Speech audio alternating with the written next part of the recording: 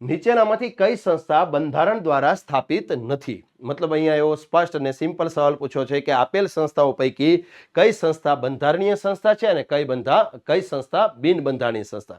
ચલો તો જોતા જોઈએ. પહેલું છે આંતરરાજ્ય પરિષદ. તો આંતરરાજ્ય પરિષદ બંધારણીય સંસ્થા છે કે કેમ એ નક્કી કરવા માટે આપણે એનો આર્ટિકલ જાણવો પડે. તો મિત્રો આંતરરાજ્ય પરિષદની જોગવાઈ ભારતીય બંધારણના અનુચ્છેદ નંબર 263 છે. મતલબ કે આ એક બંધારણીય સંસ્થા છે.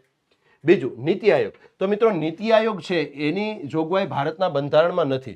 નીતિ આયોગની સ્થાપના કેન્દ્રીય કેબિનેટના ઠરાવથી કરવામાં આવેલી છે. ભારતના બંધારણમાં નીતિ આયોગને લગતી કોઈ જોગવાઈ નથી. તેથી અહીંયા નીતિ આયોગ એ એક પ્રકારની બિન બંધારણીય સંસ્થા છે જેની સ્થાપના બંધારણથી થતી નથી અને તેથી મિત્રો આપણો જવાબ છે અહીંયા ઓપ્શન બી નીતિ આયોગ. નાણાં પંચ એક બંધારણીય સંસ્થા છે કારણ કે એની જોગવાઈ ભારતીય બંધારણના અનુચ્છેદ નંબર 280 છે.